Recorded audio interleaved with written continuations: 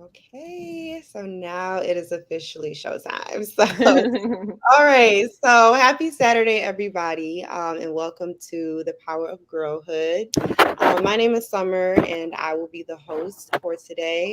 And I've been working the Power of Girlhood for about 3 years, and I am 100% team supporting women and whatever we want to do, helping girls come up through adolescence, whatever that may look like. I'm 100% in support. So I'm joined by two guests today. So I'm going to have them introduce themselves and give you guys background on what they do. Awesome. Hi, everyone. I'm happy to be here. I am Dr. Anjali Ferguson. I'm a clinical psychologist with expertise in early childhood mental health, trauma informed care, and culturally responsive care. I am also a relatively new mom. I have a little 2.5-year old who runs my life in all the best ways. And I'm also in an interracial multi faith relationship, which really has impacted my work these last several years with trying to think of being more competent and responsive in our psychological spaces. So I created Parent Culture, an online resource and platform that's intended to have more inclusive conversations around parenting, more diverse conversations around parenting and mental health in general. And we also just recently launched our podcast in the last couple of weeks. So we're trying to put out resources for all different types of folks and different types of media and methods to get information to families. That is really cool. Can I ask what are the multi-faiths that are in your relationship? Yeah, so I am South Asian. I am a second generation immigrant. So I was born here, but I also spent some time living in India and then came back here. My husband is Black. So our little one is Blindian, which stands for Black and Indian. But there aren't a lot of resources for our little niche community. We actually when Kamala Harris got the VP nod, I think folks started to recognize that there is this intersectionality that exists, and it is a little rare to find. But that a lot of that really drives me trying to think of how to be an intentional parent to a child who is both Indian and Black, and given Yeah. his Black ancestry and my little knowledge of how to do that intentionally is really where we started building more resources around conversations about race and gender and religion and how you can have that with kiddos and why we need to have those conversations. hmm Oh, I love that. That's wonderful. I this time period is so I love how the resources are just, really rising to the surface, but through individuals who saw a need for it in their own life, Mhm. and needed to create something.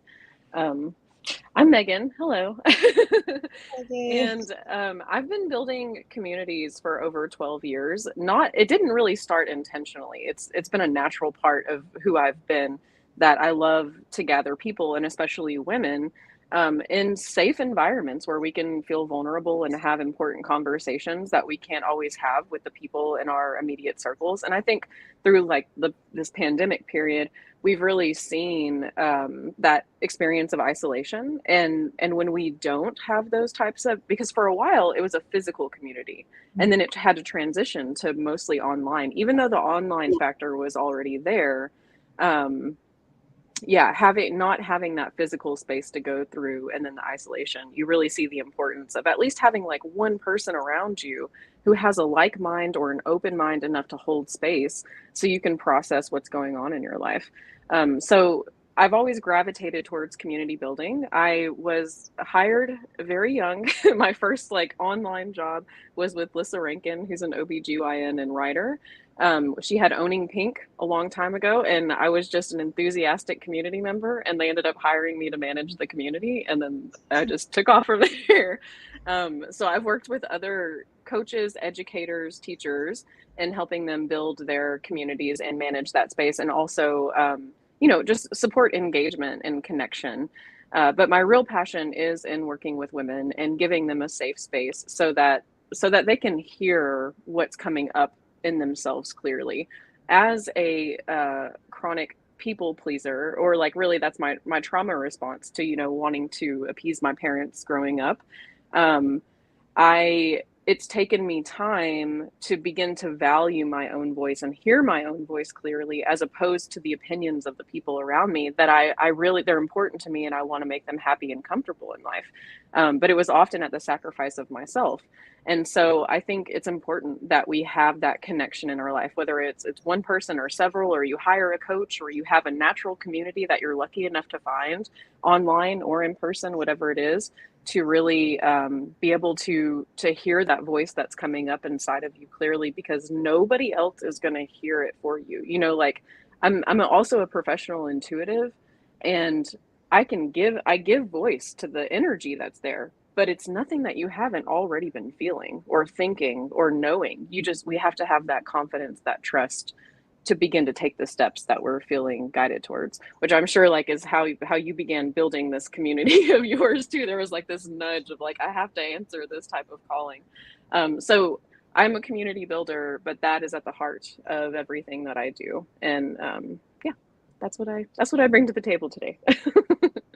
Well, welcome. And I want to say you guys gave me some great stuff to start, okay? Because a little bit opposite from you, Megan, I was the hard-headed one. So my parents always told me, "Oh, you should go into education." And I was like, "Nope. I feel like because you told me to do it, I'm gonna do the opposite." Um, and somehow at 19 years old, I found myself working at a school, Anjali.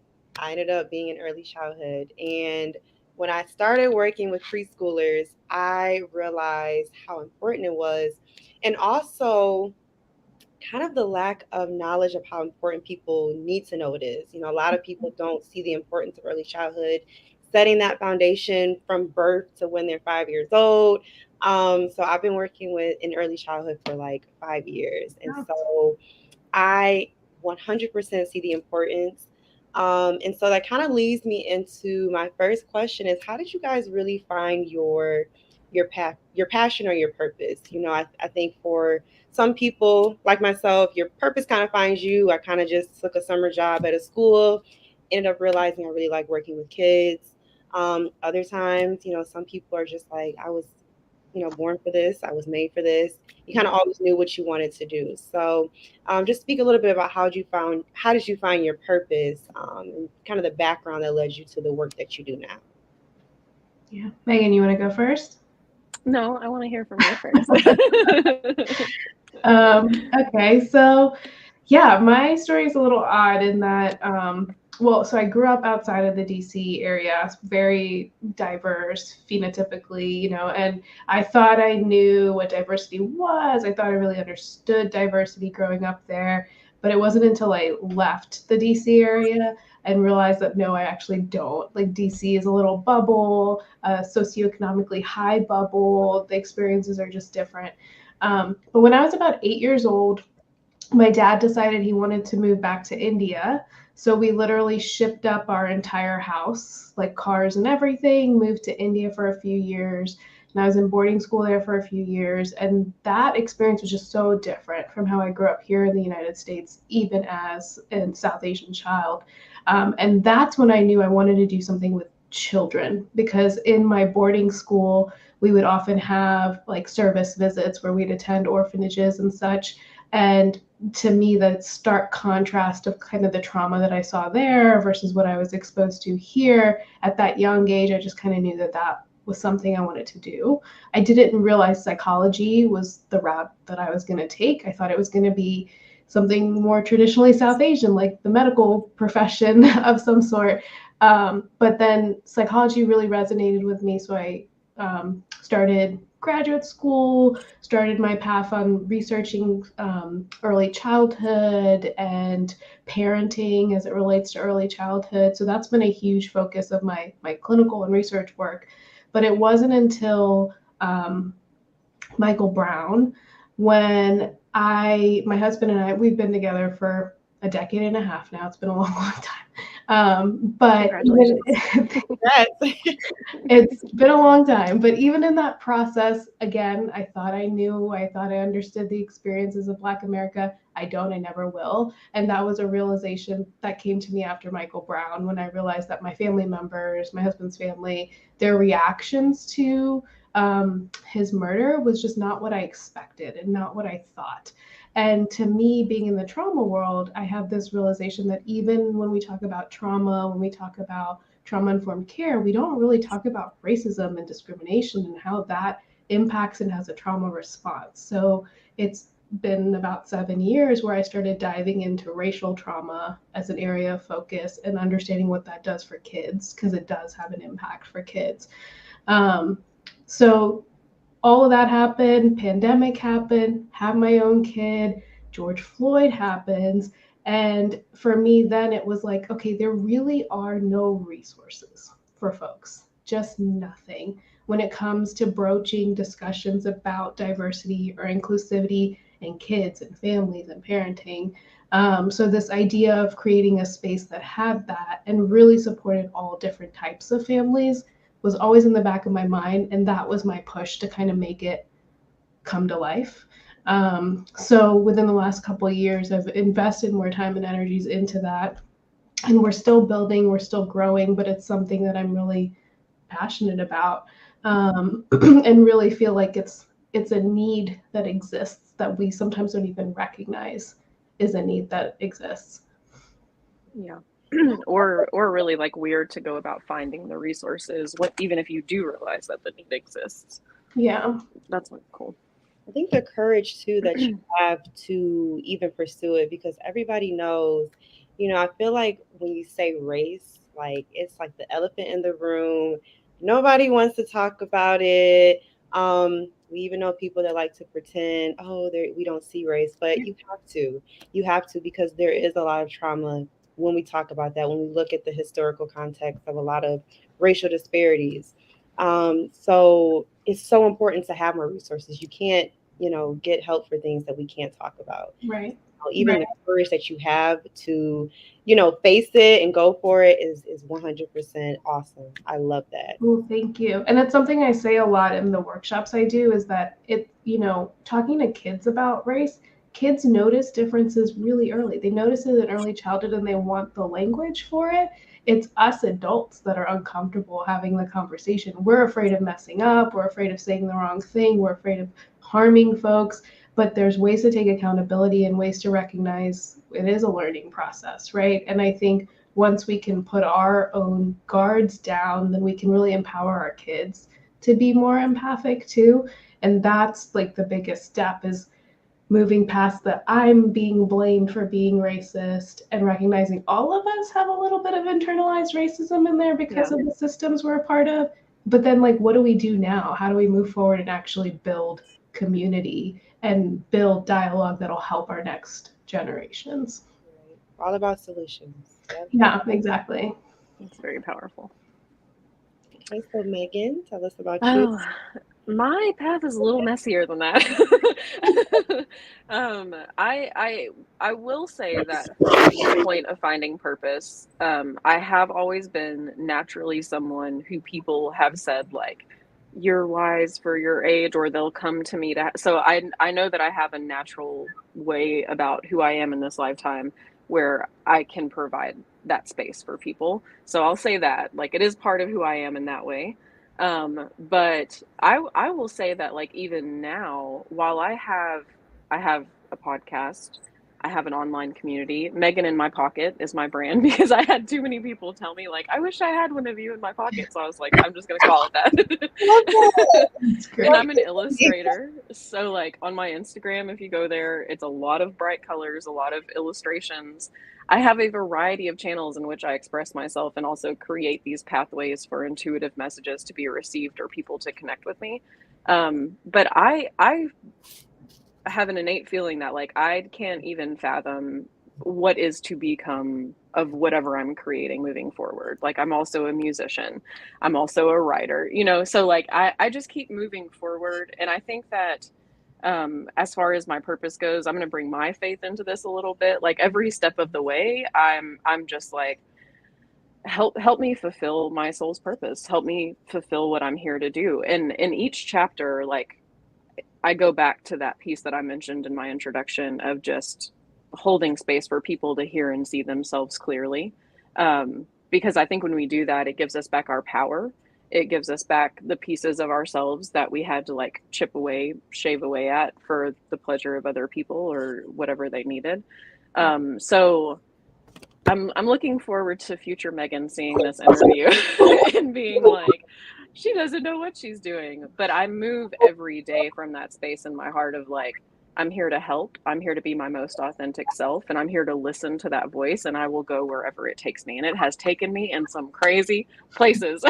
And every time there's something miraculous that happens, you know. So I grow stronger in my faith through that. And I think also through the pandemic, I had some of like the darkest nights of my soul that I've ever experienced. And looking back, being able to see that like I carried myself through those places, um, it gives me more trust in myself of how to navigate this life. So yeah, did that answer your question? Yes.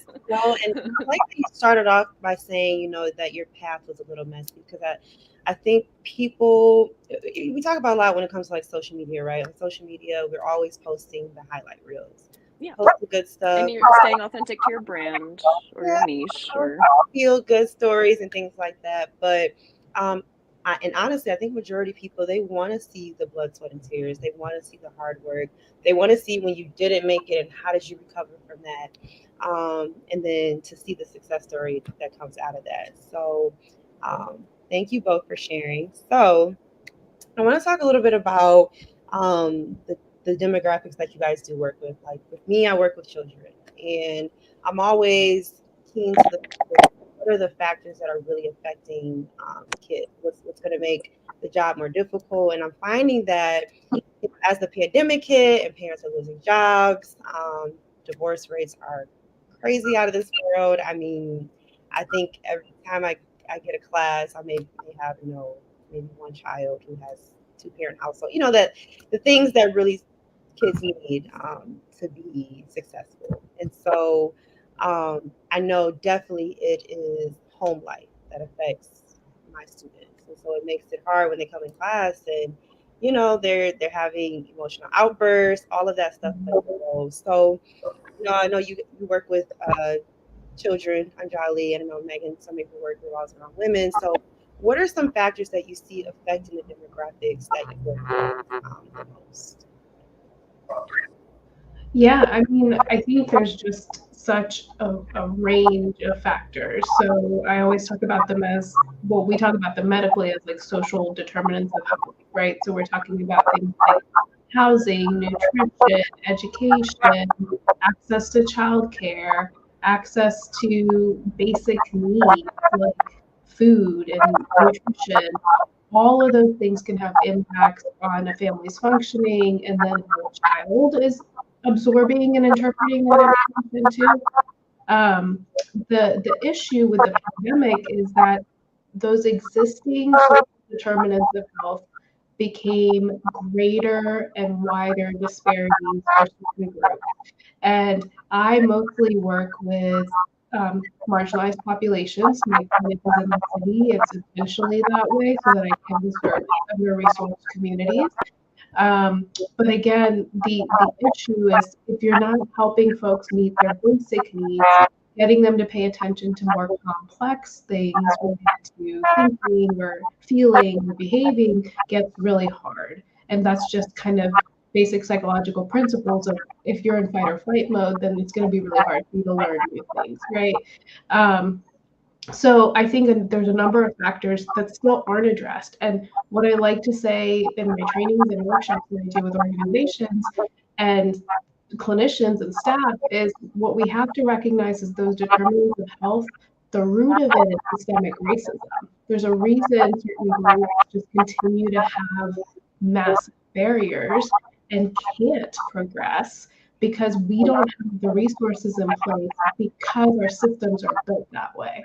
So if we can stop and say that, then maybe we can be more creative in how we address mental health in general for kids, right? Since that's kind of my niche. And even within that, we not only want to just treat the child in front of us because the child is impacted by the family that they exist in, the neighborhood that they exist in, and society and the communities that they're in. And if we're not addressing all of those layers, then it's going to be hard to just even get to the kiddo. So we have to think larger. We have to think holistically. And what about for you, Mickey? Will you mute for Summer and see if it eliminates some feedback coming through? So you want me to mute? Or maybe it, yeah, because it's still there. Are you hearing feedback now? Okay. We'll just take turns muting because some technology, you have to work around it sometimes. So that I'm just absorbing what you just shared and also hearing it through the feedback. I love that perspective. I'm going to come at it from a much more internal place. Like your education and everything that you're doing, you have that large lens to see things through. And I have a 9-year-old son, so that's really like my point of perspective. The only thing that I know, it has been very challenging to navigate. And he is someone who is highly intelligent and also doesn't see himself as a child. He sees himself as an adult, as an equal, operating inside of a public school system, really hitting walls. As soon as he got out of kindergarten, like he's bumping into all the walls and like the ways that you're supposed to do things and have to do things. And I relate to his rebellion in that, so I've been doing my best to support him in navigating that system. Also, when like I am not in a financial place where I could make an investment to get him into a different type of schooling that would ideally support the authentic person that he is. So that's a constant tug of war in my mind for sure. Knowing that like I want to shine a light on his amazingness, and also like you have to still operate inside of the systems and functions that are very limited and built in our society right now. I think the thing that I come back to more than anything, and I'm not always good at it, I'll be honest, is like giving him TLC and being there and listening and just trying to hear what he's saying and then supporting him in how he has to navigate his day moving forward. Because I can give him advice, but like I'm not the one in the classroom. I'm not the one who has to deal with his teacher personally. And then also his father and I went through a divorce in 2020. And I did see the impact that it had on who he was. I was looking back, like that was my young self being naive, not really even beginning to understand what was going to occur inside of his experience after that happened. And I saw him change through that. And so again, on the end of it, now that we're through all of that, and his dad is in a stable place and he now sees I'm in a stable place, that stability makes a huge difference. Okay, neither one of you are going anywhere. Now we go to baseball games together. We sit at, like we're having conversations. He's seeing that unity and it has changed everything, being able to do that. So I'm grateful for that. But again, just having to just hold space for him as he feels what he feels, because he still has moments, usually at bedtime, where he is deeply in sadness, missing the life that he used to have, So it is not a, as you were describing all the different layers of impact, family, neighborhood, all of that, that is a lot. That is a lot of factors that contribute to everything, and then like being a human person, navigating your day-to-day life as well. These small actions have really big results. And I think that's a lot of what the energy of what we're sitting in as human beings right now is really just seeing the true impact of that.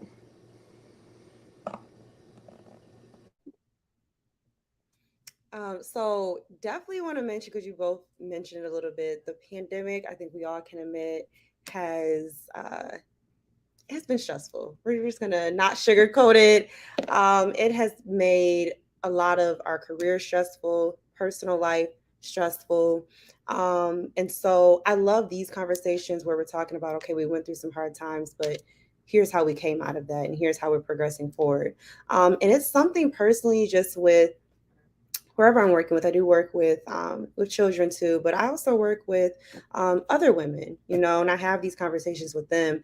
Perseverance is the word. We're always going to get stuff in life thrown at us, but how are we going to come out of it? If we're still alive and breathing, then that means we can go forward, with whatever was thrown at us. So with that being said, I want to move into some positivity. So what has been the most rewarding parts of your careers or your work that you've done? Yeah, I can I can go. So I really think every single person I've encountered in some way sticks with me. And I think that's why I went into the work that I do, a helping profession, because I really do value the relationships I make with my clients, the families I work with, and just other professionals along the way too. So for me, that's the most rewarding thing, of being able to sit with and have these deep, meaningful discussions around healing and support healing, whatever that looks like. And Summer, you mentioned, the pandemic was really, really tough. For me, I found community like I never found before, and I sought it out. So social media was a huge place for me, but I found a blending community on social media, and I feel like I know folks there like I've known them my whole life because of some of the unique challenges we have with our relationships. And social media just became like a respite for me to then provide resources for other women, other children, other families, right?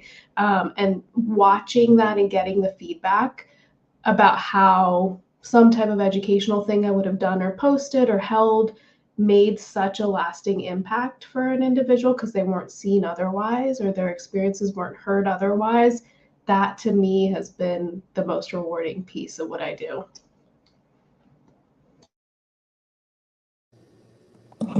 Yes, people at the heart of it all, really. Um, I think I have two different, I have two different sides of me. I feel like there's this really creative side, and then I have another place that fits more in the corporate side of the world. One of the things in um, the online community that I built is like I had that space with me when I first began my online career. I had the people with me as I built the metaphysical yoga meditation massage space, and then like the falling apart of my marriage, the falling apart of my business partnership, the pandemic, like all of these things. And still these went not, and some of them have fallen away, yes, but like the heart of these women are still there. And to me it was a testament to like the energy of that space. It was like it was built for a container for us to be our authentic selves and move and change and share and all of that. And like it was able to do that for me through everything that I went through as well. So again, like the relationships there, the way that people were able to witness me or hold space as I was going through that, and the gift to be able to provide that for them when they were going through some of the most challenging times or, victorious times of their life too. That I love. I feel like that's been incredibly rewarding. And the other part of my life, I've been a part of a startup on the digital marketing side, and we've seen the company grow from like startup to full-fledged 35 member company. And that's the first time I've ever been a part of something like that. But the team that we built along the way, while I love and appreciate the client, it was very much more about those inner workings of the relationships and the people that I was working with and how they made me better too. Because it was like I wanted to show up and serve and be better for them. I wanted to show up on time and be good for them. And now just seeing the relationships that were built through that and who I've become inside of it, that's what's really been rewarding for me. Love that you mentioned that because this is something that me and my friends talk about just in personal talks. But there's these sayings about, independent this and, I can do everything by myself. And it sounds great, it does, but it's nothing like having the support of people. When you get on a really good team and you guys have really great leaders, or if you're all leaders working together to collaborate on something, there is no better feeling than knowing that you got support and that you can support other people in their dreams and your goals and everything like that. So, like I mentioned, it's great that people want to, do things solo dolo, but I think also you really can't. People can say that, but when Isn't it comes hyper to trust, independence a trauma response? I know. Because we're so, sometimes people did not have that support growing up. You didn't have people you could depend on, or even when you did ask for help, maybe people let you down. And so now you're like, I'm just going to do everything by myself. But it's like, you really cannot, you can't, and you should not want to, because that you build up those walls and that becomes really, you really do see people that can fall into depression. That's how you fall into those mental states very quickly because you don't have the support of people. Um, and again, leads me to what I was going to say next. Well, a lot of what you guys do is the work of service. You're helping people, educating people, supporting people. So as you're staying dedicated to helping others, how do you guys balance the time for yourself? Basically your self-care. What are you doing to pour into yourself so that you can pour into others? Yeah, I mean, I think there's this misconception that self-care is like bubble baths and long walks and, and it's not, right? Self-care is a journey and it is intentional, like scheduling in what you and your body and your mind needs in a given day and in a week. And for everybody, that's something different. For me, I've realized that I'm a creative at heart, so I love being like artsy and creative. And if it's sketching or drawing, I try and make myself do that once a week because it's a bit of a release for me. And I'm also an extrovert, so I thrive on being with people. My cup just fills so quickly and fully when I have a great night out with friends or, you know, even host a party or something like that. And the pandemic made it really hard to do that. But I try to connect with my girlfriends and grab some mom wine time or something once a week. And making sure I am doing things for me, doing things like one on one with my kiddo that fills me up too, and spending time with my partner too. But making sure that I'm very intentional about creating all three of those different spaces and not pouring too much into one cup, right? And then also, another thing I tell folks to do is to keep like a menu of self care things. So maybe one week drawing doesn't do it for me. So, what else can I do on my menu that will fill me up? Do I want to bake today instead? Or do I want to actually take a walk? Maybe for some people that works. But keeping a menu and cycling through until you find something that really does make you feel better. Yeah, I'm definitely on the same page with you there. I think I've used the term spiritual toolbox before, but just like having that place of things to pull out of. Because you're right, not the same thing isn't going to hit the spot every time, and it is a matter of being intuitive and intentional, just making sure that you do address it when it comes up, and that you address it before you reach your breaking point. That because then there's some like regression that happens there that you have to make up for in your alone time. Um, I too like to draw.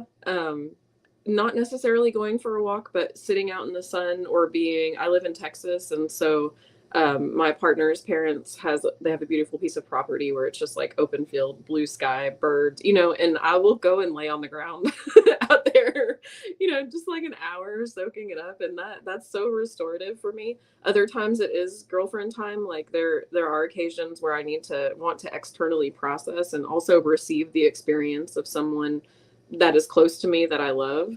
That certainly fills my cup up. But also in the day because like sometimes the schedule it's just like this, and there's not always those windows.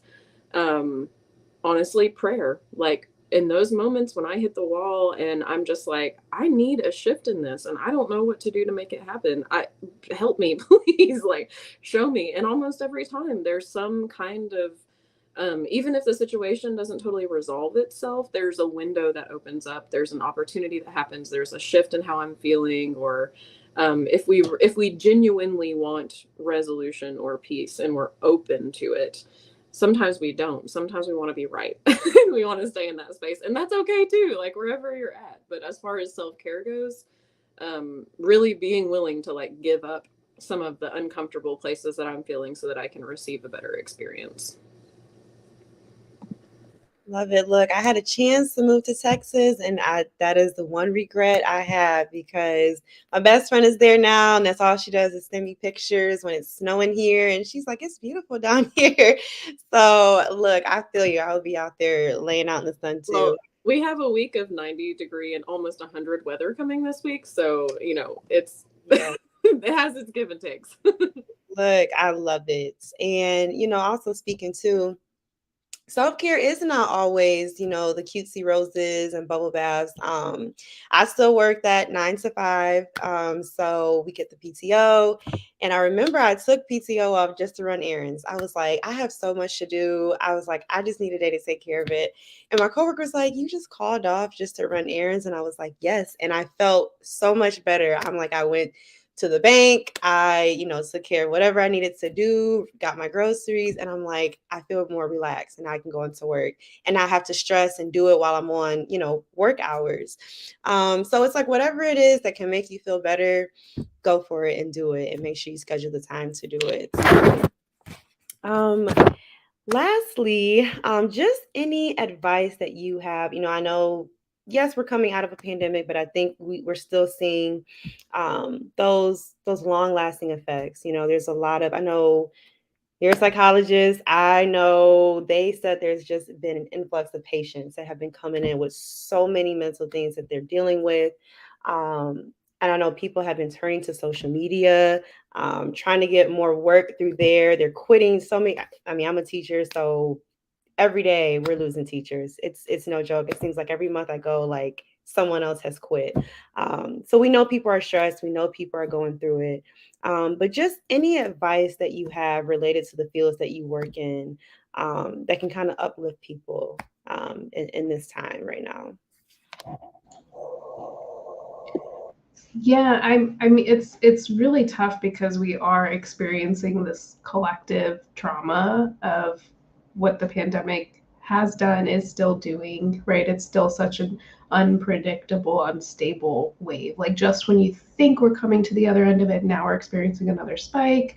What does that mean? And especially for parents with kids that are younger than 6, 5, younger than 5 that aren't vaccinated. I know that's a group that is highly anxious and stressed. I can speak from it myself.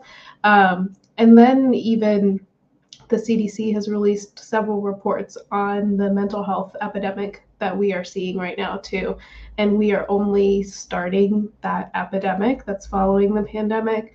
I think we're going to see lasting effects on anxiety and depression and even PTSD kinds of symptoms because some communities have experienced a lot of loss. We've lost folks in our own family from COVID, and it's tough. And within the pandemic, I think the little pressure like cooker that we were in made us kind of realize what we valued, what we felt our own self-worth was. And I think that's where you're seeing a lot of shifts in folks choosing to leave fields that they don't feel appreciated in or feel like they're really being fulfilled in. When it comes to how to persevere through it, I think the biggest thing is kind of knowing you're not alone, right? So those feelings that you're having of isolation and anxiety and stress, you are not alone. And it doesn't minimize the experiences you're having at all. But there's nothing wrong with you for having those experiences. And it can kind of feel that way because it looks like the world is just moving on around us and our safety, our concerns, all those things just aren't being addressed like they were even a year ago. So that can kind of like play tricks in your mind a little bit too, but you're not alone. So those anxieties and those fears are all really valid. The other thing is, yes, we are having a shortage of mental health support, but there are still a lot of great resources out there. And if and when you feel like it's unbearable, tapping into a support of some sort can be so, so helpful. Whether it's getting your own therapist, seeking out group kind of therapy options, looking for communities that might represent or understand what you're going through, all of those are really nice therapeutic options to just keep in your back pocket, in your corner, so that you can utilize them when you're feeling tapped out. And then the giving yourself grace too. Like, it's okay. The world sucks right now, it really does. And that's okay to say out loud. And it's okay to say you're stressed, and it's okay to ask for help. Yes, yes. I'm going to piggyback off of what you were saying about that alone feeling and not being alone. And again, like, not to minimize what you are feeling, but I think when we can step outside of our bubble and say that out loud, and the person next to you and the person over there and the person over there, and the person over there is being like, yeah, it sucks. You're like, okay. Because we've also been raised inside of a digital marketing culture that's telling you, like, oh, everything's not okay. You just need the proper self-care routine, and if you do these things then everything will be fine. And no, that's not true. You're an actual human being. You're not a product that is being sold to. So yes, like, tap into those resources that are around you. For the people in my community that don't have anyone or aren't comfortable vocalizing those very vulnerable parts of their lives, I encourage them to journal as much as possible. If you don't know what to write about, just set a timer for 10 minutes, and just like, the first thing on the page can be, I don't know what to say. And I guarantee you something's going to follow that. But there is a release that happens when you do that writing. If you don't want to do that, use the voice recorder on your phone and just talk out loud when you're in the car or when you're on a walk or something, just so you feel like you're talking to something that's capturing and holding space for what you're feeling. Or if you're a video diary person, I have people who do that and enjoy, like, referencing those things later on to see where they've come from or what they were feeling at different times. Because I think another challenging piece of when things feel hard is that if we don't, I'm a Virgo, and I like tracking things, and my Google Calendar is color coded, and I can tell you what I was doing and how I felt on different days. But I really enjoy, like, emotional tracking, and I'll block off morning, afternoon, evening, and color code on a scale from 1 to 5. The worst way to feel, or like angry, and then sad, and then neutral, and you can name it however you want to. But documenting how I'm feeling on different days at different times helps me to look back in those moments when I feel like I've been in a dark space forever and I don't remember the last time I saw a day of joy. I can look back and be like, oh, today's Wednesday, and Monday I was feeling pretty good. So like, I haven't been here forever. So putting those tools and resources in place, kind of the spiritual toolbox thing, or menu, where you know what you need to lean on when you get in those places and you're feeling too burdened down. And this is a much broader perspective, and it's definitely in relation to my faith, so I know that it won't resonate with everybody, but I find peace knowing that, like, when we look at the length of time that our universe has existed, that our planet has existed, humanity is we're babies. Like, we really haven't been here for very long. And so knowing that, like, this lifetime that I have here, and then also hearing from people who have had, like, near death experiences where they've left their body and come back into them, and they have this sensation of peace afterwards. I just feel like who we are in our lives at this moment is it's a moment. It's a moment in the grand scheme of, like, who we really are. And so yes, doing what we need to make it through these days, and also knowing that that's not all there is, and we do not know everything, nor will we anytime that we're in these bodies. We've only explored, what, 4% of the oceans on our actual planet. So it just taking that really big broad perspective of, like, how small are we really, and not that makes you not important, but it gives you perspective as to, like, the weight that I'm feeling here, And then there's all these other people that are likely feeling similar things or having parallel experiences or whatever. I just need to make it through these next 24 hours, and that too has shifted my perspective of just looking at the day ahead of you. I'll plan ahead in my calendar, but when I'm in the moment living presently, I just try to be here and make it through what I have to face now, instead of if I get too far ahead, sometimes it feels like it piles up on me, and you can't do anything until you arrive there. So great stuff, great advice, great conversation. I have definitely enjoyed speaking with both of you. And you guys have offered so much in this conversation that I know people will resonate with. Real quickly, we are over time, but like I said, you guys were amazing and gave great information. Just tell us quickly how we can keep in touch with you, keep up with you, social media handles, websites, quickly, things like that. Yeah, I have two social media handles. So I have my own professional account. It's called Dr. Anjali Ferguson. And then Parenting Culture has its own handle as well. It's just at Parenting Culture.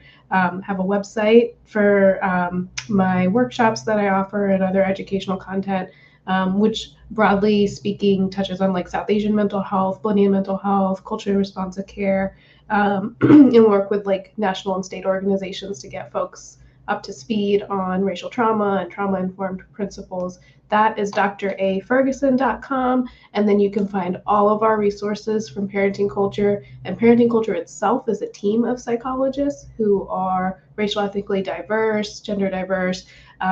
There's 5 of us, 6 of us. All our stuff is on www.parentingculture.org. And I am Megan in my pocket everywhere. I'm on TikTok. I got a private Facebook community. I got a Facebook page, an Instagram page, and a website. And I do, I have a shop. I make crystal bracelets. And I work with people specifically on cord cutting and boundaries. That's been a big theme this year of protection, cord cutting, and boundaries. That in my community is what you will find. I also pull oracle cards there because, like I said, I am an intuitive, so that's part of what I do as well. And if you're interested in any digital marketing conversations, which that's an interesting gap that I bridge because digital marketing world and this other completely different space. You can just reach out to me in a message and we can talk about that. It's funny, I've never, I haven't really marketed myself as a marketer, but word of mouth. People always are finding me and are like, hey, can you help with this? Hey, can you help with this? So if you want to talk about that, you can, but you got to DM me. Well, again, thank you so much, ladies, for conversing with us today. Enjoy the rest of your Saturday. Okay. Yes, thank you for having me. Thank you. Nice to meet you. All right, you guys have a good one.